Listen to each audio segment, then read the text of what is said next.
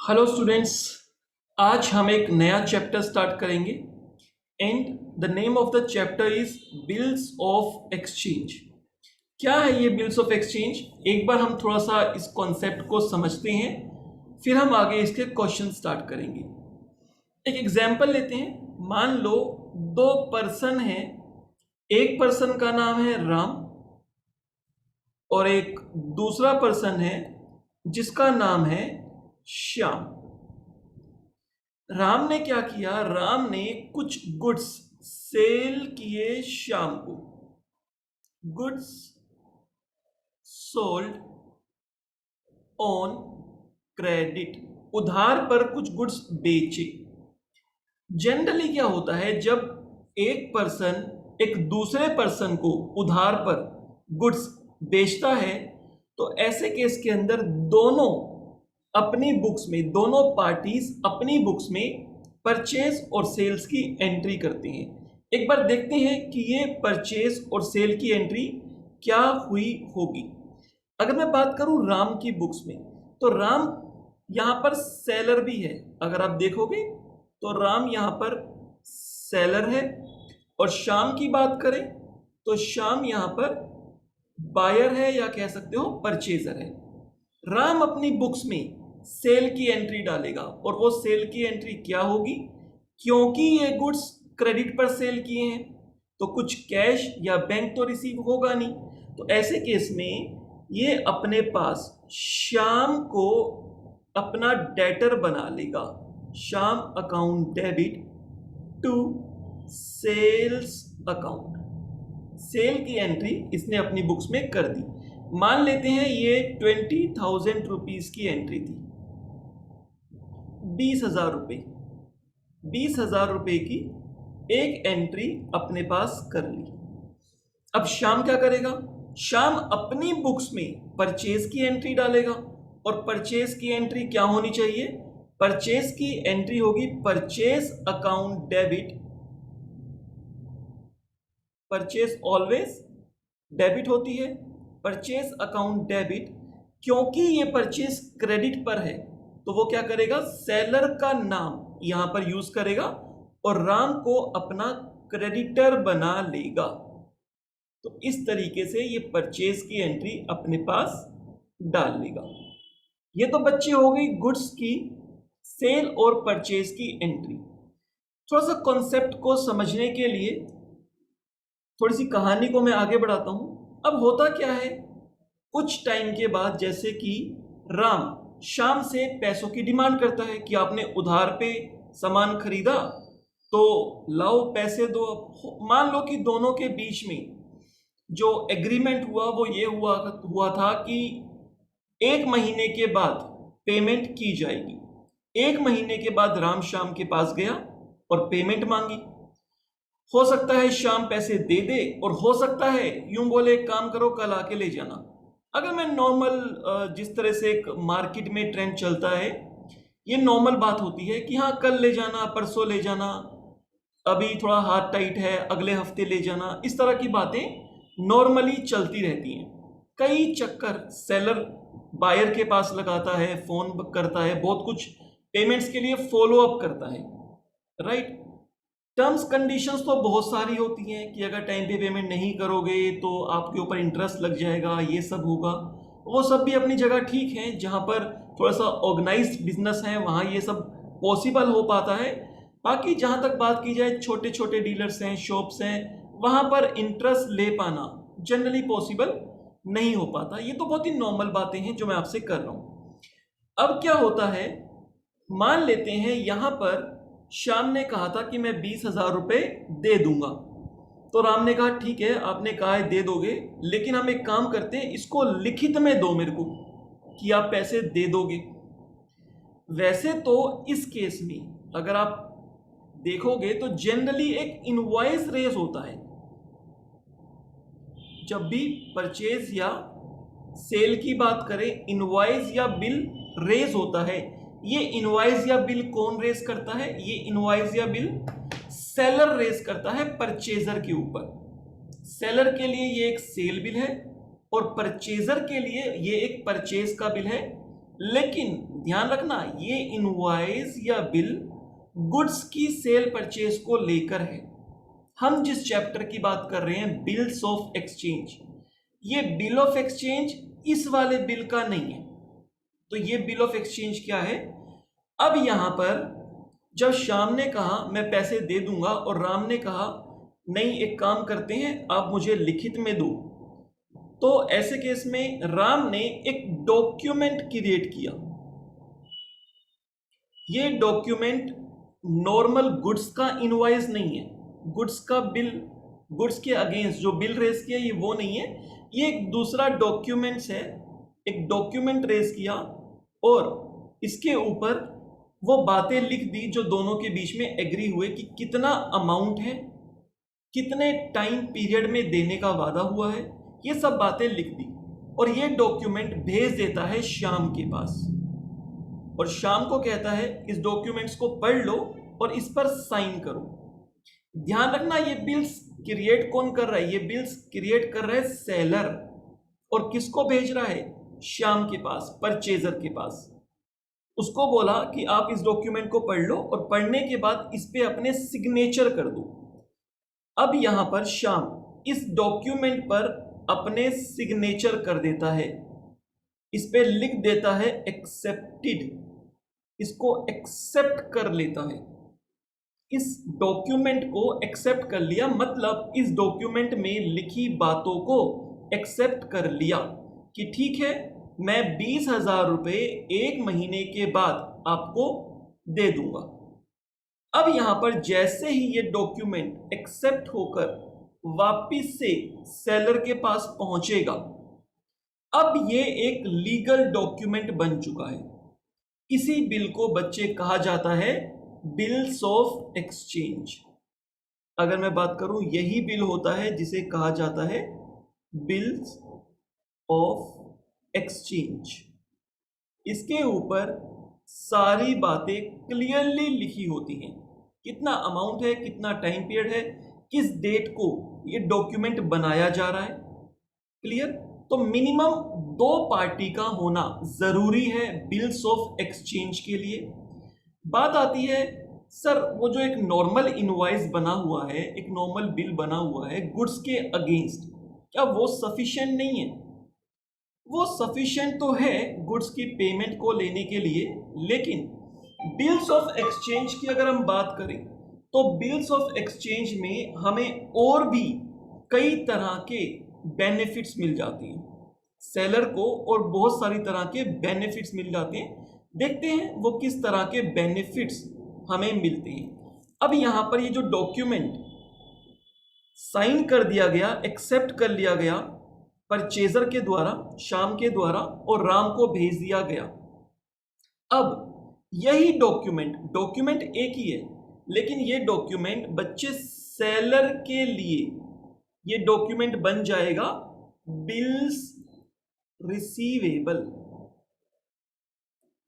क्योंकि इस बिल के अगेंस्ट, इस डॉक्यूमेंट के अगेंस्ट राम को फ्यूचर में पैसा रिसीव होना है। और यही डॉक्यूमेंट अगर मैं बात करूं, यही डॉक्यूमेंट श्याम के लिए बन जाएगा बिल्स पेबल। डॉक्यूमेंट एक ही है, डॉक्यूमेंट एक ही है, लेकिन दोनों पार्टी के लिए ये बिल, इसके नाम अलग अलग हो जाएंगे। एक पार्टी को इस बिल के अगेंस्ट में फ्यूचर में पैसा रिसीव होना है, तो उसके लिए ये असेट्स है, फ्यूचर में पैसा मिलेगा। लेकिन अगर मैं बात करूं दूसरी पार्टी की, श्याम की, तो उसको इस बिल के अगेंस्ट फ्यूचर में पेमेंट करनी है, उसके लिए ये एक लायबिलिटी है जो फ्यूचर में पे ऑफ करनी है।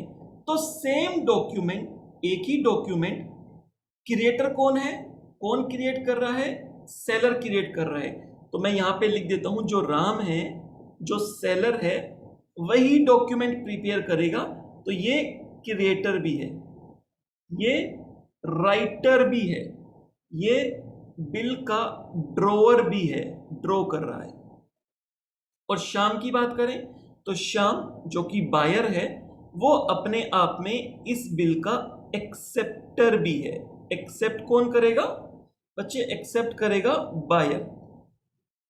तो ये बिल का एक्सेप्टर भी हो गया, इसको एक्सेप्टर भी कहा जाता है।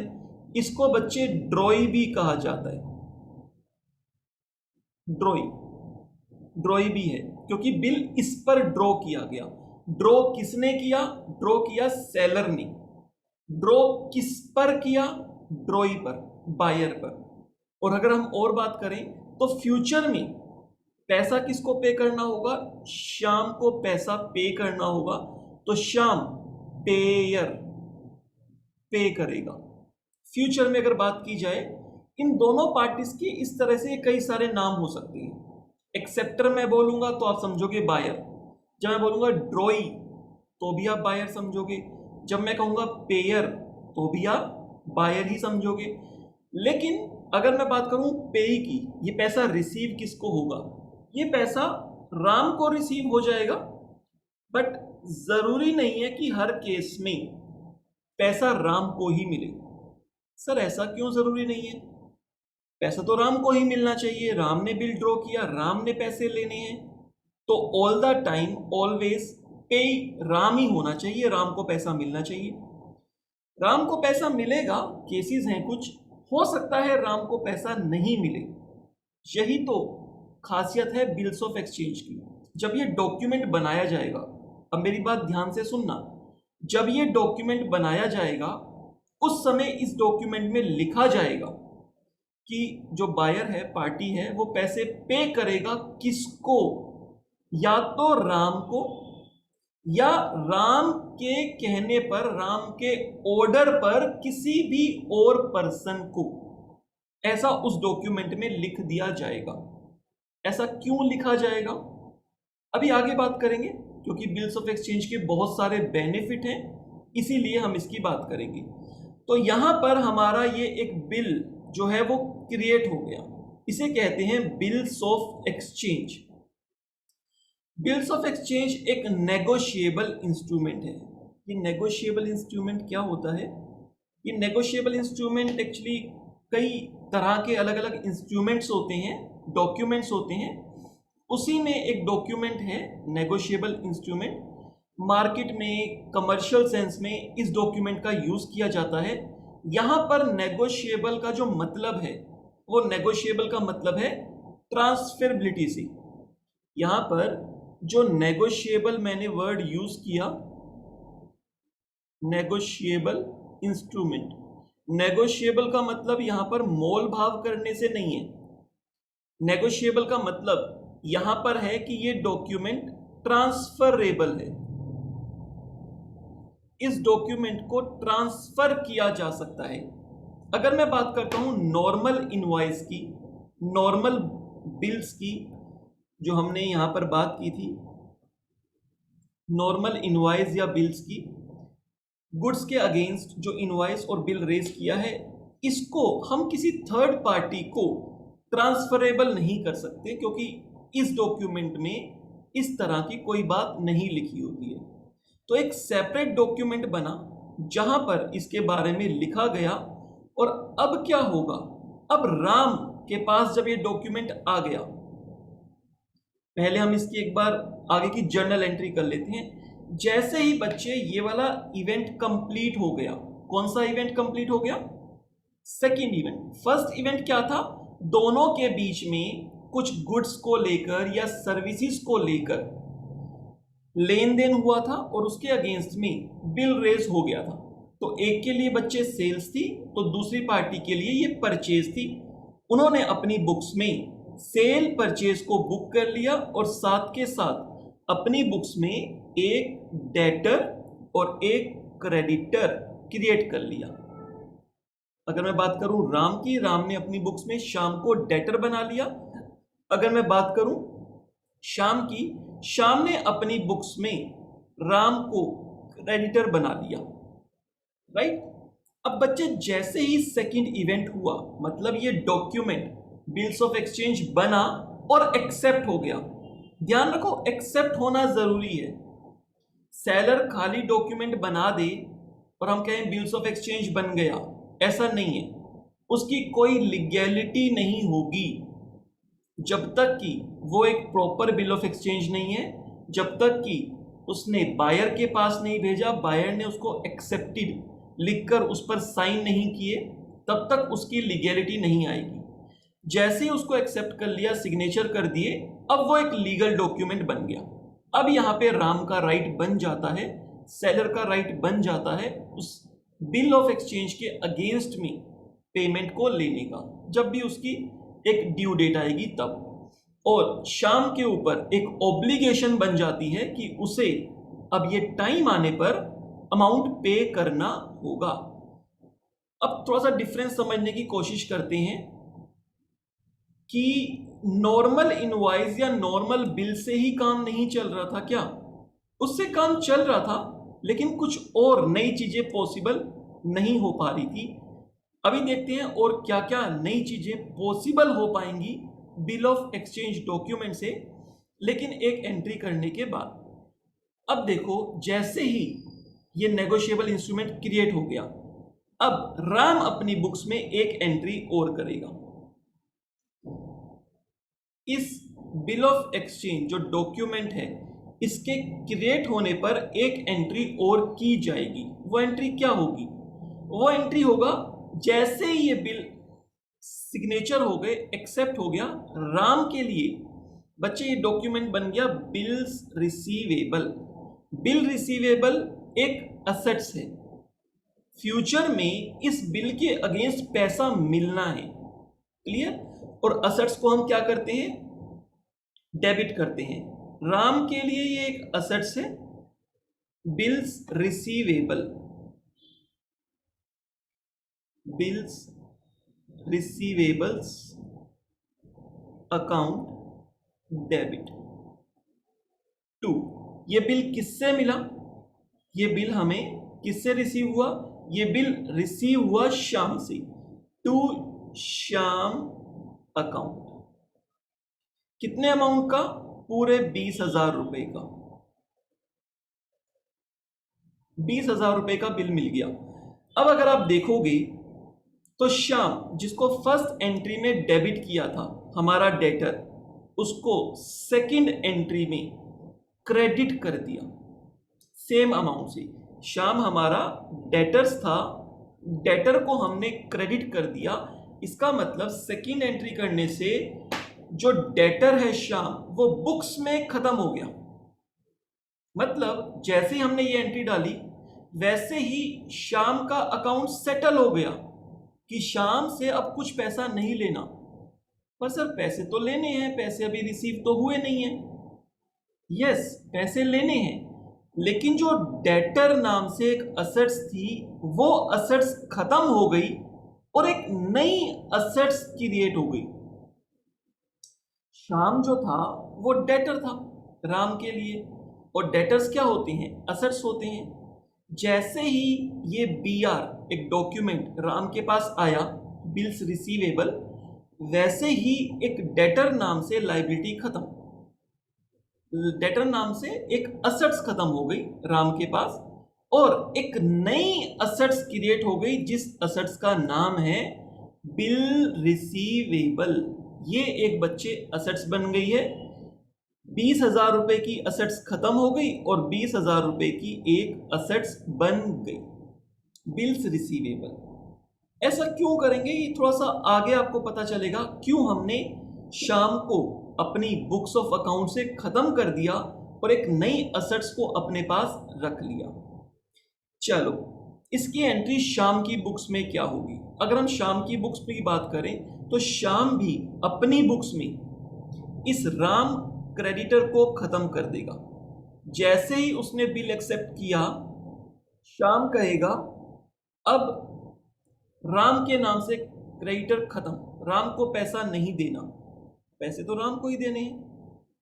नहीं, ऐसा नहीं है, आगे देखते हैं। वो कहेगा मेरी बुक से राम खत्म और मेरे पास एक नई लायबिलिटी क्रिएट हो गई है जिसका नाम है बिल पेबल। बिल्स पेबल के नाम से एक नई लायबिलिटी मेरे पास क्रिएट हो गई है। अगर हम यहां पर बात करें तो जो क्रेडिटर था, आपने देखा होगा राम, वो क्रेडिटर यहां पर डेबिट हो गया और 20,000 अमाउंट से ही जैसे ही ये क्रेडिटर यहां पर डेबिट हो गया, एक बार क्रेडिट हुआ था, एक बार डेबिट हुआ, तो राम अकाउंट सेटल हो गया, खत्म हो गया।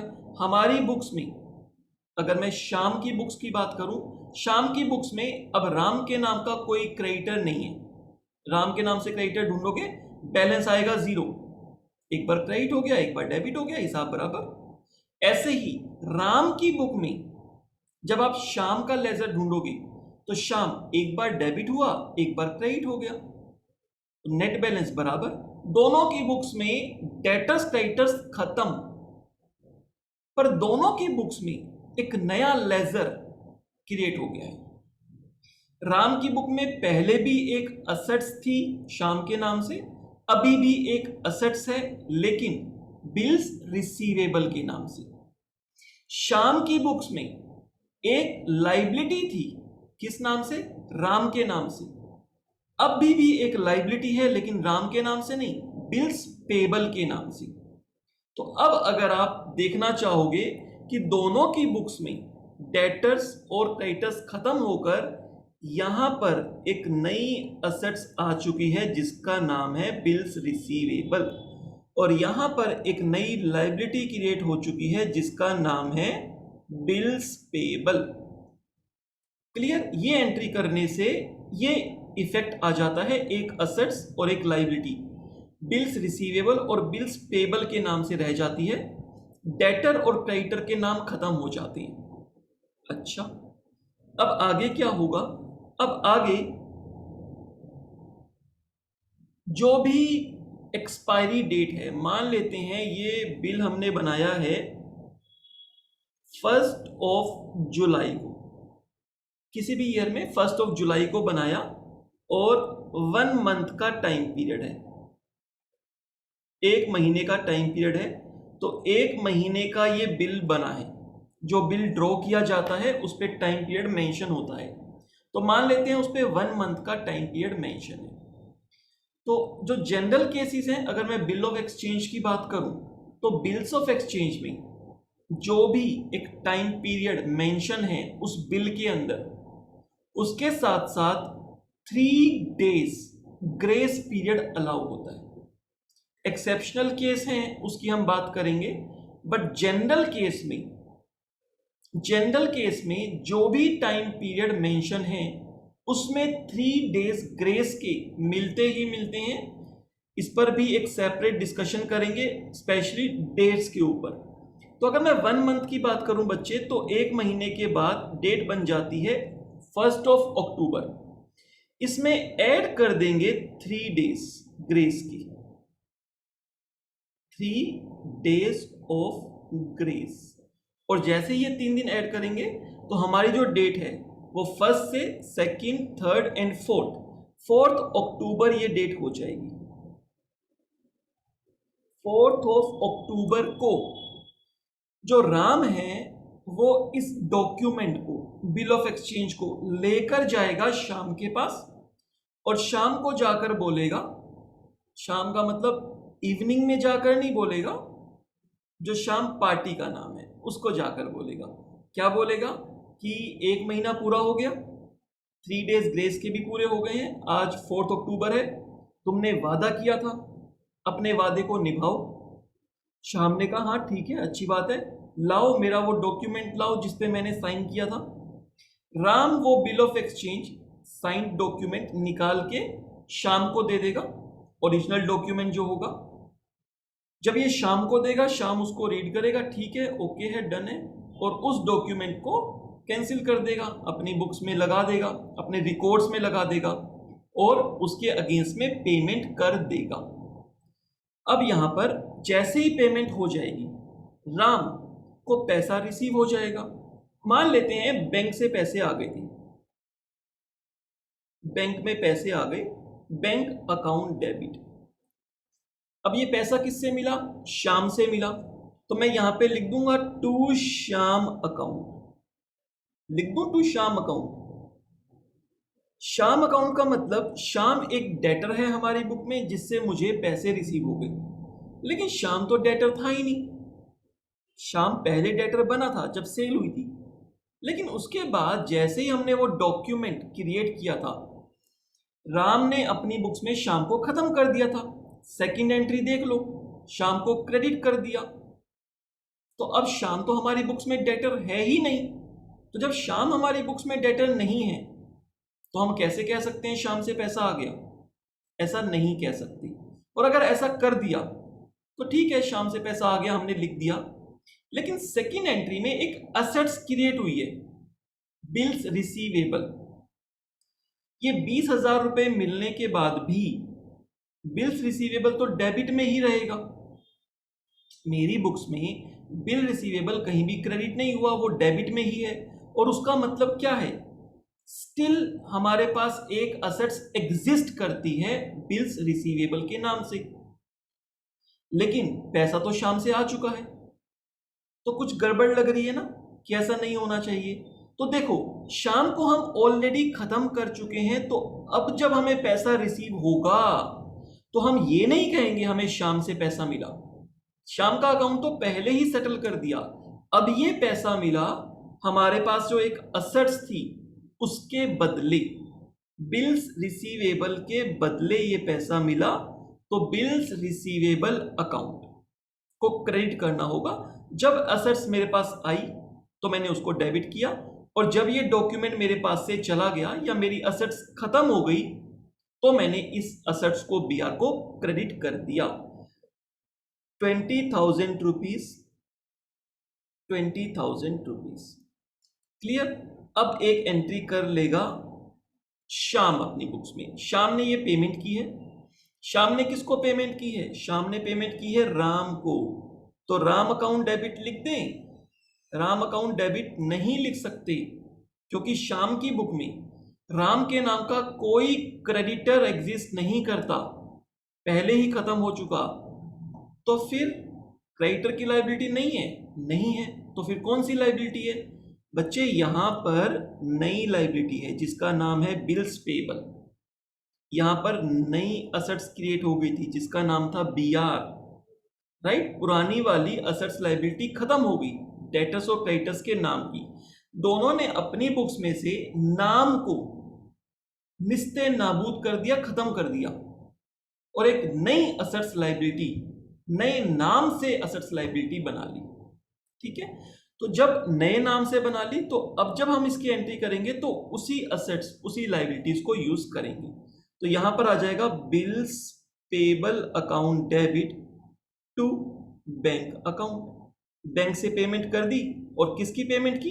एक लायबिलिटी थी बिल्स पेबल के नाम से, उस लायबिलिटी को पे ऑफ कर दिया, उस लायबिलिटीज को पे ऑफ कर दिया। अगर ये बिल ऑफ एक्सचेंज नहीं आता, हम बात करते हैं नॉर्मल की, तो जो फर्स्ट एंट्री है, एक तो वो एंट्री होती। क्लियर? जो फर्स्ट एंट्री बुक्स में हुई है बच्चे, एक तो ये एंट्री होती, और उस केस में सेकंड एंट्री क्या बनती? अगर बिल्स ऑफ एक्सचेंज इस कॉन्सेप्ट में नहीं होता तो पहली एंट्री होती Shyam account debit to sales, second entry होती bank account debit to Shyam account. Shyam को हमने सेल की थी, अपना डेटर बनाया, और अब श्याम से पैसे रिसीव हो गई। बच्चे ये एंट्री होती फर्स्ट वाली एंट्री, और जो मैंने नीचे सेकंड एंट्री की है ये एंट्री होती अगर बिल्स ऑफ एक्सचेंज की बात नहीं होती। और यहां पर कौन सी सेकंड एंट्री होती? श्याम की बुक में श्याम पेमेंट कर देता राम को, Ram account debit to bank account. Clear? तो ये फर्स्ट और ये नीचे वाली सेकंड एंट्री जो मैंने फोर्थ नंबर पे की है, ये एंट्रीज होती। और जो बीच की एंट्रीज है बच्चे, ये वाली एंट्री, ये एंट्री कहीं नहीं होती अगर बिल्स ऑफ एक्सचेंज की बात होती तो बिल ऑफ एक्सचेंज से क्या चेंज आया? अगर हम बात करें बिल ऑफ एक्सचेंज से जो चेंज आया वो ये आया कि एक तो सेकंड एंट्री आ गई, दोनों पार्टीज के नाम खत्म करने के लिए और एक नई असेट्स लायबिलिटी क्रिएट करने के लिए। दोनों की बुक्स में डेटर के नाम की असेट्स को खत्म करके बीआर के नाम की असेट्स को बना लिया, और श्याम की बुक में क्रेडिटर्स जो था उस लायबिलिटीज को खत्म करके बिल्स पेबल के नाम से एक लायबिलिटी क्रिएट कर ली। और उसके बाद जब पेमेंट या रिसिप्ट होगी तो उसी असेट्स, जो नई असेट्स क्रिएट किए और नई लायबिलिटी क्रिएट की है, तो नई असेट्स के अगेंस्ट ही पैसा रिसीव हुआ। और पेमेंट की बात करें तो नई वाली लायबिलिटीज पे ऑफ की जा रही है, अब पुराने वाले तो खत्म हो गए हैं। ये एक चेंज आ जाएगा। तो उस केस में अगर बिल ऑफ एक्सचेंज की बात होगी तो जो नीचे वाली ये एंट्री की है मैंने बच्चे, ये एंट्री नहीं होगी। ये एंट्री तो होती नॉर्मल केस में, बिल्स ऑफ एक्सचेंज के केस में ये वाली एंट्री नहीं होगी। तो सर इससे फर्क क्या पड़ा? अननेसेसरी आपने तो बस एक नई लायबिलिटी, नई एसेट्स क्रिएट कर ली और बाद में उसको पे ऑफ करा दिया, यही तो फर्क हुआ। तो इसको क्रिएट ही ना करते।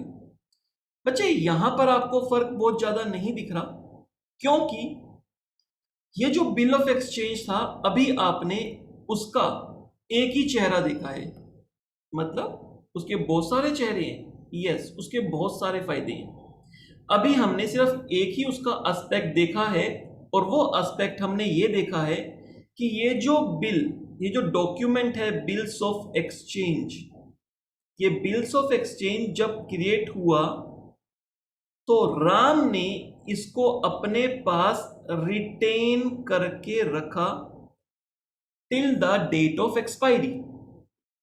जो ये बिल ऑफ एक्सचेंज डॉक्यूमेंट बना था, राम ने इसको अपने पास ही रखा, रिटेन करके रखा till the date of expiry. और जब वो टाइम पीरियड आया तो उसने जाके श्याम से पेमेंट मांगी। तो ऐसा ही तो होता है, राम ने पेमेंट लेनी है तो राम तो अपने पास रखेगा बिल ऑफ एक्सचेंज, राइट। ये एक एस्पेक्ट है कि राम अपने पास इसको रिटेन करके रखेगा। लेकिन बिल्स ऑफ एक्सचेंज के और भी फायदे हैं, इसीलिए बिल्स ऑफ एक्सचेंज बनाया जाता है। अगर अपने पास रिटेन करके ही रखना है, फिर तो बिना बिल ऑफ एक्सचेंज बनाए जो नॉर्मल गुड्स के इनवॉइसेस रेज हुए हैं, फिर तो उससे भी काम चल सकता है। अगर अपने पास ही रिटेन करके रखना है, 1 महीने के बाद राम ने ही जाकर पैसे लेने हैं और राम को 1 महीने के बाद ही पैसा मिलना है, फिर तो बिल्स ऑफ एक्सचेंज की जरूरत नहीं है। नॉर्मल इनवॉइसिंग से भी वो पर्पस सोल्व हो सकता है। लेकिन बिल्स ऑफ एक्सचेंज डॉक्यूमेंट बनने के और भी कई फायदे हैं। अगर मैं उसकी बात करूं तो पहला तो आपने देख लिया कि सेलर ने अपने पास रिटेन करके रखा, और जब टाइम पीरियड उसका आया तो जाकर पैसा वसूल कर लिया, शाम से पैसे ले लिए। और क्या पॉसिबिलिटी है? बिल ऑफ एक्सचेंज की एक पॉसिबिलिटी और है कि हम इस बिल को किसी और पर्सन को दे सकते हैं जिसको हमने पैसे देने हो। मान लेते हैं कोई एक सोहन पर्सन है, ये बच्चे क्रेडिटर है, किसका? Creditor of Ram. राम का क्रेडिटर है सोहन। राम ने सोहन को पैसे देने हैं, मान लेते हैं 20,000 रुपए ही देने हैं, 20,000 रुपीज। अब बिल ऑफ एक्सचेंज में क्या पॉसिबिलिटी है, क्या फायदा है? राम इसी बिल ऑफ एक्सचेंज को, इसी बीआर को ट्रांसफर कर सकता है सोहन को, अपने क्रेडिटर को। उसको कहेगा ये लो, तुम ये बीआर रख लो, जो मैंने तुम्हें पैसे देने हैं उसके बदले मैं तुम्हें एक असेट्स दे रहा हूं, और वो असेट्स है बिल्स रिसीवेबल 20,000 रुपए का, और ये इसको दे देगा। इसको कहा जाता है एंडोर्समेंट। एंडोर्समेंट, एंडोर्स कर दिया किसी थर्ड पार्टी के नाम पे। तो ये सेकंड मुझे फायदा मिल गया। पहला कि मैं रिटेन कर सकता हूं, सेकंड मैं इसको एंडोर्स कर सकता हूं किसी थर्ड पार्टी को जिसको मैंने पैसे देने थे। और भी क्या कुछ पॉसिबिलिटी है? यस, अगर मुझे इमीडिएटली पैसा चाहिए, राम को अभी पैसे चाहिए, जबकि श्याम से तो 1 महीने के बाद मिलने हैं, बिल ऑफ एक्सचेंज में लिखा हुआ है 1 महीने के बाद पैसा मिलना है, तो राम किसी भी हाल में श्याम को नहीं कह सकता ये लो बिल पकड़ो भैया मुझे अभी पैसे दो, अभी पैसे चाहिए। ऐसा नहीं हो सकता, क्योंकि बिल ऑफ एक्सचेंज में टाइम पीरियड मेंशन है, एक तरह का लीगल डॉक्यूमेंट है। बट राम के पास एक और ऑप्शन ओपन है। वो क्या ऑप्शन ओपन है? राम जाकर बैंक को अप्रोच कर सकता है, बैंक को रिक्वेस्ट कर सकता है। क्या रिक्वेस्ट कर सकता है? बैंक को कह सकता है कि बैंक, मैंने श्याम से पैसे लेने हैं और उसका ये एक प्रूफ है, बिल्स ऑफ एक्सचेंज, मेरे पास BR है, ये प्रूफ है, देख लो इस पे श्याम के साइन दिए, ये डॉक्यूमेंट आप रख लो और मुझे अभी पैसे दे दो। और जब 1 महीने के बाद इसकी डेट आएगी तो आप श्याम के पास जाके वहां से पैसे रिसीव कर लेना, शाम से आपको पैसा मिल जाएगा। बैंक इस तरह की सर्विसेज देता है। बैंक कहेगा ठीक है, अच्छी बात है, 20,000 रुपए है, ठीक है, मैं आपको अभी पैसा दे देता हूं। लेकिन बैंक का क्या फायदा? बैंक तो ऑब्वियस सी बात है, बैंक अपने आप में एक बिजनेसमैन है, वो अपना फायदा देखेगा। बैंक कहेगा ठीक है, मैं आपको पैसे दे दूंगा, लेकिन मैं आपको 19,000 रुपए दूंगा, 19,000 रुपीज दूंगा, अगर आपको अभी पैसा चाहिए तो। पूरा 20,000 नहीं मिलेगा। बैंक उसको 19,000 इमीडिएटली पे कर देगा और 1 महीने के बाद बैंक श्याम से 20,000 रुपए ले लेगा। बैंक की 1,000 रुपए की इनकम हो गई। बैंक ने ये जो सर्विसेज दी, इसके बदले उसको 1,000 रुपए मिल गए। इस कॉन्सेप्ट को कहते हैं बच्चे बिल डिस्काउंटिंग।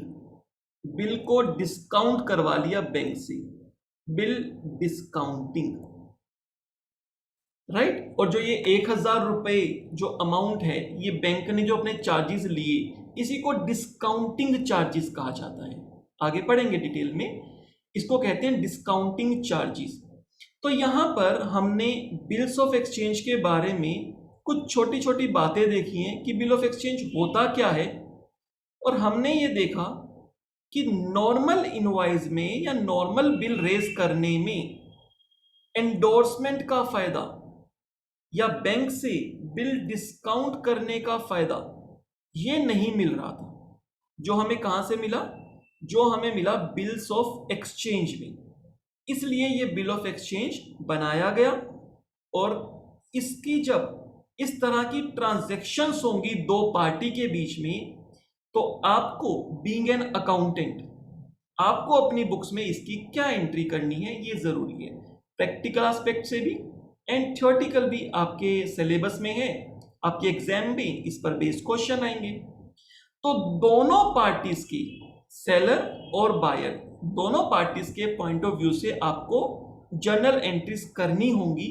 और आगे चल के इस चैप्टर में हम ये देखेंगे इसमें और भी पार्टीज आ रही हैं। जैसे आपने यहां पर देखा होगा, ये एक पार्टी आ गई बैंक, ये एक और पार्टी आ गई सोहन, ऐसे और भी कई पार्टीज आएंगी, और वहां पर हमें समझना होगा कि उनकी बुक्स में भी क्या एंट्री होगी, क्वेश्चन में मांग सकता है। क्लियर? और आगे देखो, ये एंडोर्समेंट सिर्फ एक बार ही नहीं, जब ये सोहन को एंडोर्स कर दिया तो सोहन चाहे तो, सोहन ने किसी मोहन को पेमेंट करनी थी, तो सोहन चाहे तो इसको मोहन को एंडोर्स कर सकता है, एक और पार्टी आ गई। मोहन चाहे तो आगे किसी और को एंडोर्स कर सकता है, किसी रमेश को एंडोर्स कर सकता है। जब तक भी उस बिल की एक्सपायरी डेट है, उसके बीच में n number of time endorsement हो सकती है। क्लियर? तो ये फायदा है बिल ऑफ एक्सचेंज का कि जो सेलर है उसको इमीडिएटली पैसा चाहिए तो बैंक से डिस्काउंट करवा के ले सकता है, और अगर उसने किसी और पर्सन को पैसा देना है, क्रेडिटर को देना है, तो ये बिल ऑफ एक्सचेंज से उनकी पेमेंट कर सकता है कि ये लो बिल ऑफ एक्सचेंज पकड़ो और आपकी पेमेंट हो गई। एक बात ध्यान रखनी है, जो मैंने बिल्स रिसीवेबल और बिल्स पेबल वर्ड यूज किया, ये बिल्स पेबल हमेशा सिर्फ और सिर्फ बायर जो था, जिसने अल्टीमेटली पैसा पे करना है, पेयर, एक्सेप्टर, ड्रॉई, ये सारे नाम है इसके। बायर कह लो, एक्सेप्टर कह लो, ड्रॉई कह लो, पेयर कह लो, ये अपनी बुक्स में बिल्स पेबल वर्ड यूज करेगा, इसके लिए लाइबिलिटी है। आगे अगर मैं बात करूं, जब राम के पास ये डॉक्यूमेंट आया तो ये BR बन गया, बिल्स रिसीवेबल, और आगे ये जितनी बार भी एंडोर्स होगा, सोहन को जाएगा, मोहन को जाएगा, रोहन को जाएगा, रमेश को जाएगा, जिनको भी जाएगा, सबकी बुक्स में बिल्स रिसीवेबल वर्ड ही यूज होगा, बिल्स पेबल वर्ड यूज नहीं होगा। किसी के लिए भी वो लाइबिलिटी नहीं होगा। या तो असेट्स जा रही होगी तो BR क्रेडिट हो रहा होगा, जिसके पास वो BR आ रहा होगा वो BR डेबिट करेगा।